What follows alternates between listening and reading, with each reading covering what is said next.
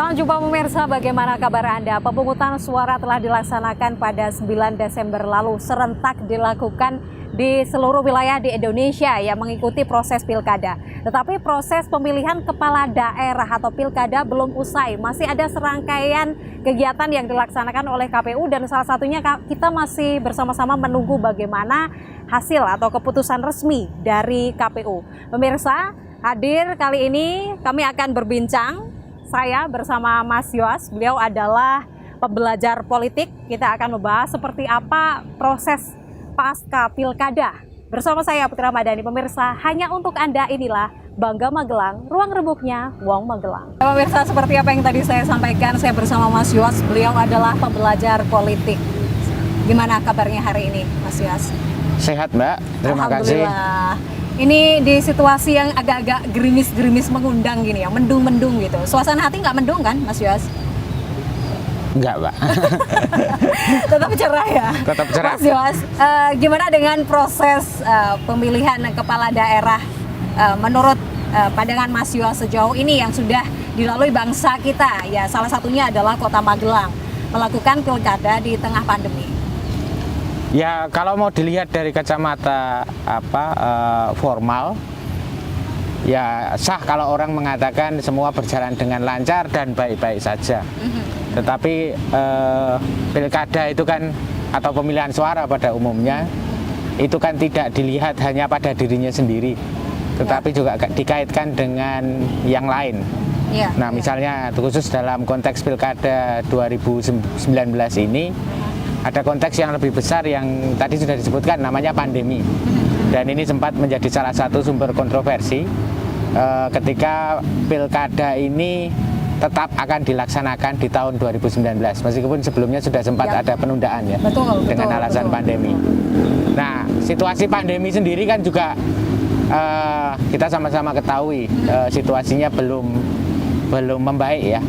Nah, itu yang kemudian sempat menjadi sumber kontroversi ketika pilkada itu tetap dilaksanakan, diputuskan tetap dilaksanakan pada tanggal 9 Desember 2019. 2020. 2020. Nah, 2020. Nah, ini yang kemudian kemarin sempat menjadi bahan evaluasi ya. Evaluasi cepat yang dilakukan oleh Polgov DPP UGM. Di mana salah satu poinnya itu adalah dalam pilkada 2020 ini disampaikan bahwa isu yang mengemuka itu tidak lagi isu-isu yang terkait dengan pemilu atau pilkada pada umumnya.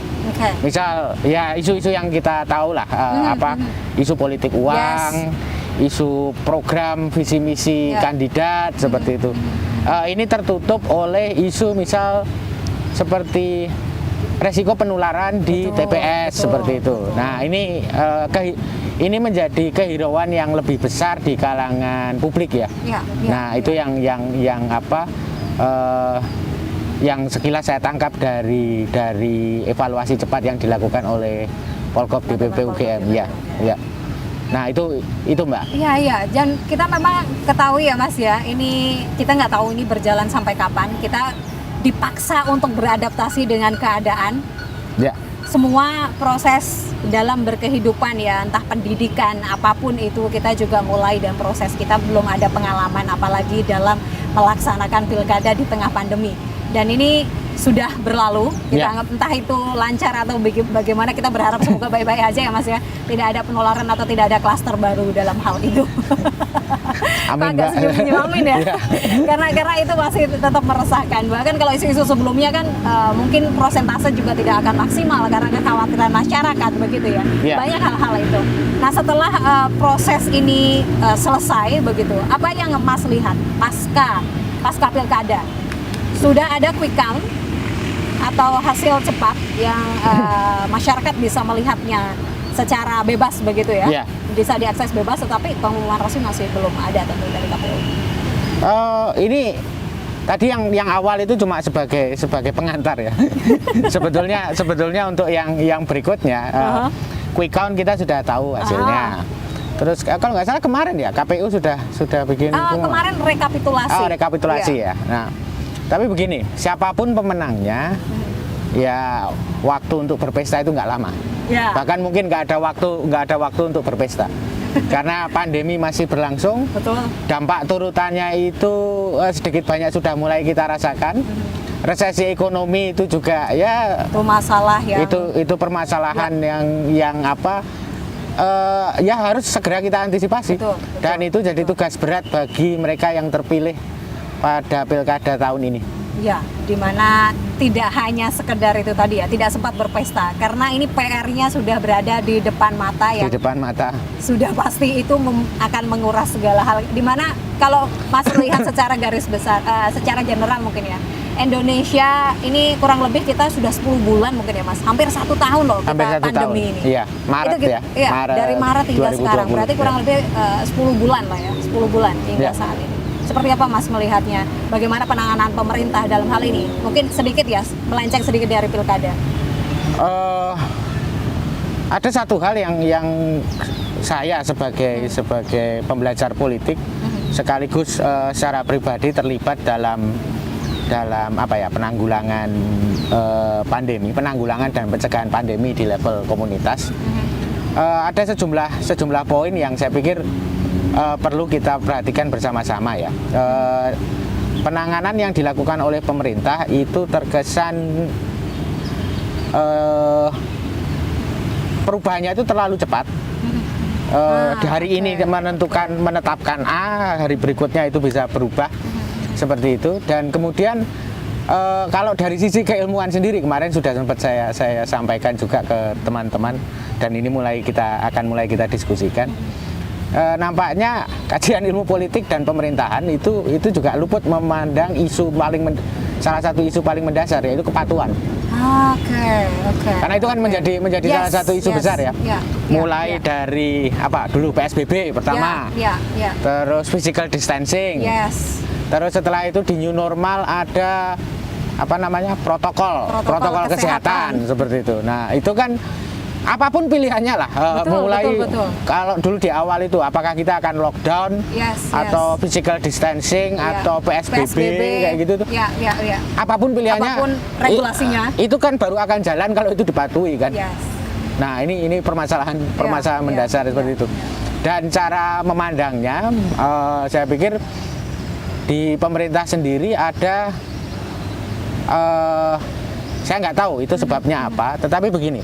Ada kecenderungan untuk melihat bahwa kepatuhan itu bisa dihasilkan ketika aturannya itu spesifik dan detail kata per kata. Masih ingat kan kontroversi soal pulang kampung dan mudik? Sebelum Lebaran. Pulang kampung atau mudik. Padahal idenya PSBB mau lockdown itu kan membatasi mobilitas orang. Betul. Nah mau pulang kampung mau mudik kan harusnya nggak boleh kan? Sama-sama nggak boleh kan? Nah cuma ada. Kalau mau bilang kemudian itu sama-sama nggak boleh, itu mau dipatuhi kan ada prasyarat yang harus dipenuhi. Betul. Misal memastikan mereka yang dirumahkan, pekerja yang dirumahkan itu tidak di PHK, kebutuhannya dipenuhi selama PSBB. Tentu saja. Nah cuma permasalahannya ya nggak tahu pemerintah berani nggak mengambil tanggung jawab itu. Dan tanggung jawab seperti itu. Kembali lagi ketika melihat PR besar yang ada di Indonesia saja ini belum rampung ya, apalagi kita mengerucut ke masing-masing daerah, misalnya di Kota Magelang, dan itu masih menjadi PR besar bagi siapapun pemimpinnya nanti ke depan. Kita akan bahas setelah jeda pariwara berikut ini. Pemirsa tetaplah bersama kami. Pemirsa, Anda masih bersama kami di Bangga Magelang, ruang rembuknya Wong Magelang, masih bersama Mas Yos. Tadi ya Mas ya, PR besar sudah menghantui di depan, tidak ada yang namanya berpesta. Tapi kalau dilihat dari PR besar yang sudah menggunung ini, selain dari pandemi, apa sebenarnya permasalahan besar di kota sejuta bunga ini? Nah itu yang jadi ini juga ya Mbak. Kalau bilang permasalahan besar di Magelang tanpa melihat pandemi itu agak sulit buat saya ya. Saya pribadi saya agak sulit mengidentifikasi karena hidup saya nggak meskipun saya masih tinggal di sini, hidup saya nggak banyak dihabiskan di sini. Baru belakangan aja. Cuma seperti ini. Kemarin dari perbincangan dengan teman-teman terkait dengan pandemi ini itu ada permasalahan besar ya selain dari pandemi sendiri. yaitu masalah lapangan kerja. Masalah pekerjaan itu akan menjadi PR besar, tantangan dan ujian salah satu ujian terberat yang harus dihadapi oleh pemerintah yang baru. Oke. Lapangan pekerjaan ya, masalah lapangan pekerjaan seperti itu. Jadi ini apalagi ditambah pandemi. Itu sudah menjadi salah satu pusat atau hal atau permasalahan tersendiri, apalagi ditambah pandemi. Dan kembali lagi kalau kita melihat kondisi dinamika perpolitikan mungkin kalau boleh bilang di Kota Magelang setelah atau sebelum pilkada, Mas Yos melihatnya seperti apa? Sebelum pilkada ya Mbak ya. Kalau sebelum pilkada sih ya normal sebagaimana layaknya di daerah-daerah lain dinamika perpolitikannya. Tetapi pandemi ini dan kemudian setelah pilkada mungkin jargon new normal yang dimunculkan itu kan juga ini ya, itu sebetulnya titik kritisnya. Normalitas baru seperti apa sih sebetulnya yang mau diwujudkan? Karena kata new normal itu kan paling tidak bisa bermakna dua ya. Bisa penekanannya pada new-nya atau pada normal atau pada normalnya. Apakah yang pertama itu kita akan membentuk sebuah normalitas baru, ataukah yang kedua yang penekanannya pada normalnya, apakah kita akan kembali pada apa yang dipahami sebagai normalitas seperti di sebelum pandemi. Dan saya pikir kalau melihat situasi yang sekarang, dan itu kemarin juga saya mulai baca-baca lagi, di kalangan akademisi sendiri respon yang diberikan adalah ya penekanannya harus diberikan pada new-nya, pada normalitas baru. Dan salah satu acuannya adalah normalitas baru ini harus membuat kita lebih resilient atau lebih berdaya tahan menghadapi pandemi dan krisis di masa yang akan datang, karena ini juga bukan pandemi atau krisis yang terakhir dalam kehidupan umat manusia gitu. Betul. Apalagi Indonesia ya. Krisis ekonomi apalagi ya. Mas Yos. Itu kayaknya tak sudah begitu.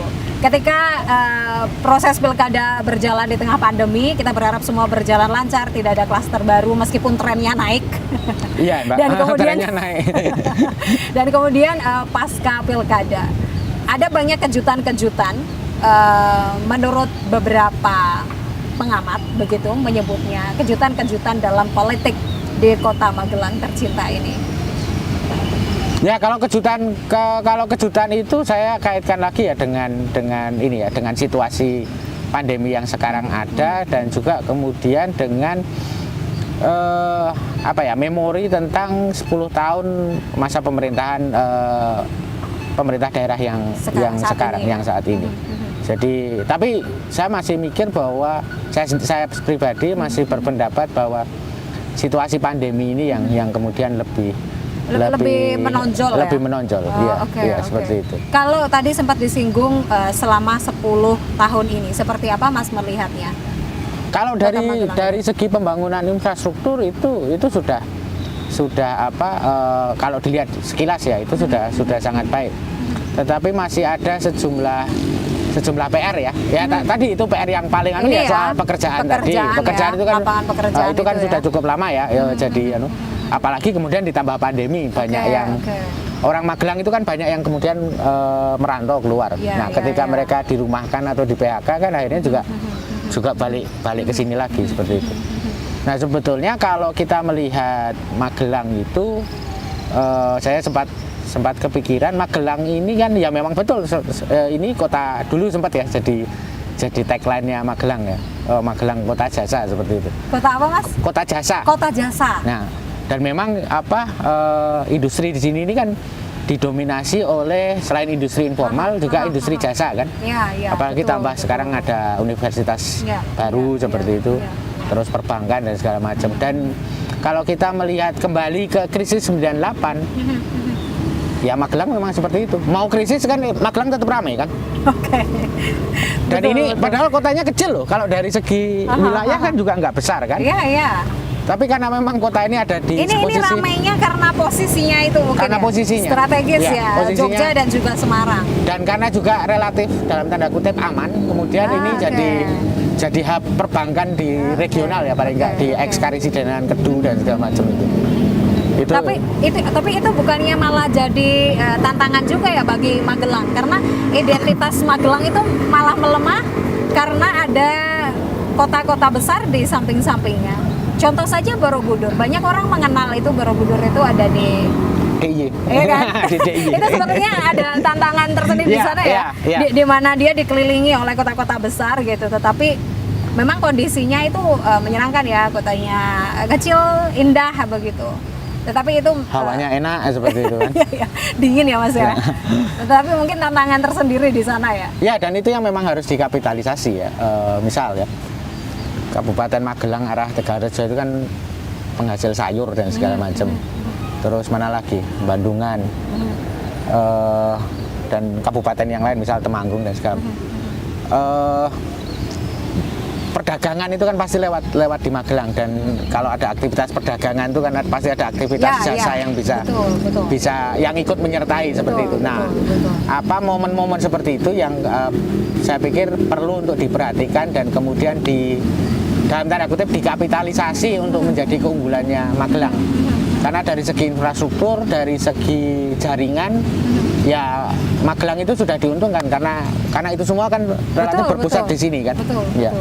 Nah itu yang saya pikir perlu ditonjolkan dan dikuatkan begitu ya Mas ya. Ini juga jadi PR juga buat kepemimpinan mendatang ya. Saya rasa untuk menguatkan ini, karena sejauh ini penguatan ada tapi masih Dan tadi terkait dengan pekerjaan tadi kan ada lalu lintas informasi yang misal informasi lowongan, informasi tawaran tenaga kerja seperti itu. Nah, ini kan yang kemudian bisa dikelola hubnya kan di sini kan. Hubnya kan di Kota Magelang. Betul. Kita harus melihat titik itu ya, titik keuntungannya di situ. Jadi jangan melihat bagaimana mungkin sisi negatif atau lainnya. Kita kembali lagi setelah jeda pariwara berikut ini, pemirsa, jangan beralih dari tempat duduk Anda. Pemirsa, Anda masih bersama kami di Bangga Magelang, ruang rebuknya Wong Magelang. Ini kalau bahas-bahas, ngobrol-ngobrol kayak gini memang enaknya santai dan lesehan gini ya, Mas Yos? Yang kurang kopinya aja sini sebetulnya. Nanti kita order kopi aja kok di sebelah sini. Alun-alun Kota Magelang. Kapan terakhir kali Mas Yos ke sini? Sebelum kita ini ngobrol tadi. Sebelum pandemi. Saya pulang dari Inggris, saya muter-muter tahun lalu saya muter-muter di sini. Oke, jadi masih sempat mampir. Alun-alun ya, gitu. Masih sempat mampir. Oke. Itu berarti termasuk inilah ya, termasuk yang masih selalu mengangenin gitu ya, ngangenin tempat ini. Ada perubahan nggak Mas dulu, entah berapa tahun yang lalu sampai saat ini kalau Mas Yos lihat? Itu air mancur itu, waktu itu saya kaget tuh ternyata ada air mancurnya. Terus kalau ini sebelum saya berangkat udah ada. Udah ada ya. Terus, apa tuh nih gazebo gitu. Taman bermain ini yang baru. Apa lagi ya? Tetap ya, waterfall ada di sana. Yang lain relatif ikonik dan masih ini ya. Magelangnya ini 2016 kelihatannya udah ada ini. Saya berangkat kan 2016. Oke. Jadi sejauh yang sependek ya, 2016 sampai sekarang meninggalkan Indonesia, kemudian melihat kembali sepertinya tidak banyak perubahan. Nggak banyak perubahan, Mbak. Ini paling MT hilang. Oke, kita melihat kota yang indah ini ya, Mas Yos. Saya juga suka sekali di sini secara pribadi. Mas Yos tadi kita sudah sempat bilang bahwa di mana meskipun dikelilingi kota-kota besar juga masih perlu penguatan memang ya. Tetapi memang ini tempat adalah tempat-tempat yang menyenangkan. Gitu. Tetapi apa hal lain yang mungkin Mas lihat? Potensi-potensi lain mungkin yang Mas Yos lihat ketika kita lihat ada PR banyak yang siap untuk disambut sebagai pemimpin kita nantinya. Tapi apa yang Mas lihat? Sisi unik atau potensi yang Mas lihat dari Magelang? Magelang ini kan salah satu gemeente pertama ya di Indonesia ya, kota praja. Ada sebetulnya banyak sekali heritage yang masih bisa kita nikmati di Magelang ya.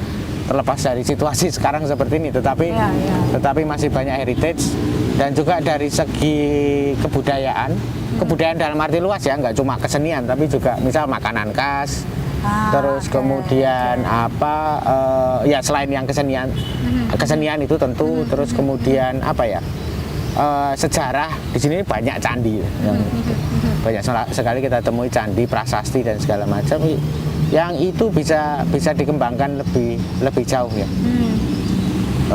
Saya ingat saya di Inggris itu tinggal di salah satu kota paling tua di Inggris, dan di situ itu kayak berlapis-lapis sejarah itu hidup bersama itu loh Mbak. Itu kota Romawi. Sebelumnya itu Oppidum ya. Oppidum itu kayak apa ya? Kayak tempat berkumpulnya, dan di situ ada altar penyembahan untuk orang-orang asli di situ sebelum orang Romawi datang. Terus orang Romawi datang, mereka bangun itu menjadi sebuah kota. Terus ada orang Romawi pergi, orang Anglo-Saxon datang, mereka bikin itu kota juga. Terus orang Viking datang. Jadi mereka bikin kastil. Di atas kastil itu kemarin ditemukan fondasi dari kuil Romawi. Jadi itu cuma atas bawah itu, cuma tumpuk-tumpuk ya, gitu tuh. Bertumpuk. Dan itu di apa ya? Berlapis. Dikasih plakat-plakat loh Mbak. Jadi kalau orang lewat itu bisa lihat, oh ini di sini dulu tempat dan ini juga, kayak ya, gitu. Dan Ada juga sejarah-sejarah gitu ya, diceritakan gitu. Singkat sejarahnya seperti apa. Itu Iya. adalah cara untuk mengedukasi. Mungkin itu menjadi salah satu. Itu jadi salah satu ini, jadi salah satu apa? Salah satu apa ya, potensi yang bisa kita kembangkan. Nah, kota itu namanya Colchester. Kota itu mirip dengan Magelang. Itu kota garnison, Mbak. Oke. Meskipun di sini Akmil ya. Kalau di sana itu ada resimen para, pasukan terjun payung sama Gurkha. Dan itu jadi tempat pemusatan latihan kalau tentara Inggris mau dikirim keluar. Dulu itu kota industri berat. Tetapi industrinya Inggris itu, industri primernya kan ya mati lah. Terus yang membuat kota itu tetap hidup selain tentara ya jasa, kampus. Baik. Oke, nah, di sini kan sama kan? Jadi Mas melihatnya ini ada bisa dikomparasi atau bisa belajar satu sama lain. Ya, belajar satu sama lain. Iya, seperti itu. Wah, itu jadi bagus itu untuk bahan penelitian. Keunggulannya Magelang dibanding kota itu adalah ini juga jadi hub lalu lintas ya, perdagangan ya. Kalau itu kan agak di pinggir. Oke. Mungkin itu jadi salah satu keunggulan di sisi lain. Kalau melihat dari segala potensi apa segala macam, Mas melihatnya bagaimana dengan kepemimpinan saat ini yang sudah 2 periode, jadi kurang lebih 10 tahun. Seperti apa Mas melihatnya? Yang saat ini? Yang saat ini itu ya tadi seperti saya pikir salah satu yang PR yang masih belum terselesaikan ya itu tadi masalah pekerjaan dan lapangan pekerjaan itu. Dan pengembangan potensi Magelang sebagai hub itu. Nah, itu kan sebetulnya keduanya itu saling terkait seperti itu. Nah, yang pertama tadi yang masalah pekerjaan itu ditambah pandemi itu kan juga menjadi semakin parah, tetapi juga semakin urgent untuk ditindaklanjuti seperti itu. Nah, itu yang tadi yang saya sampaikan itu kan sebetulnya hanyalah salah satu dari sekian banyak alternatif seperti itu. Nah, yang saya lihat ya potensi Magelang dan yang selama ini sudah berjalan di Magelang, yang saya sarankan kan cuma pengembangannya lebih jauh. Pengembangan dari segi intensitas dan jangkauan ya. Jangkauannya lebih luas lagi. Karena itu melibatkan imajinasi tentang Magelang Raya atau akhirnya. Karena itu kan melihat kota Magelang tidak hanya kota itu sendiri kan. Kabupaten Magelang, Temanggung, terus mana lagi Ambarawa, Salatiga seperti itu. Oke, betul. Itu menjadi kekuatan tersendiri dan juga keunikan. Mas, kita melihat berdasarkan hasil penghitungan cepat atau quick count adalah sosok dokter yang memenangkan hasil quick count itu. Mas melihatnya gimana? Apakah ini juga ada korelasinya kemudian dengan pemulihan kondisi pandemi di Kota Magelang? Saya harap iya, Mbak. Saya harap iya. Karena itu akan jadi PR pertama loh, Mbak. Betul. Dan melihat dengan profesi beliau di bidang kesehatan. Ya, begini, saya pribadi kan kurang mengenal person dari dari wali kota terpilih. Baik, baik. Cuma ya itu tadi sudah saya sampaikan.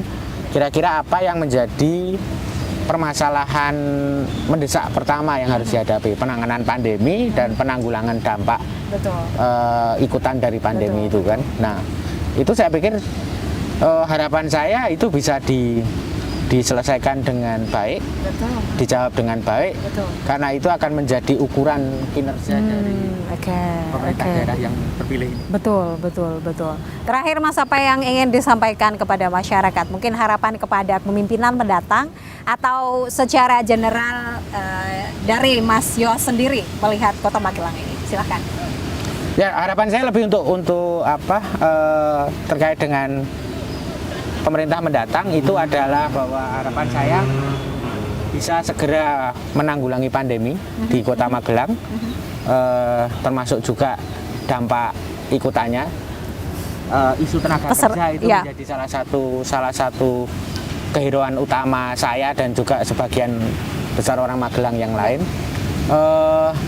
Dan harapannya untuk Magelang sendiri, saya berharap Magelang bisa lebih jauh di bawah kepemimpinan pemerintah yang terpilih itu bisa mengembangkan diri lebih jauh, baik dari tidak hanya dari secara ekonomi ya, tetapi juga dari segi sosial dan budaya.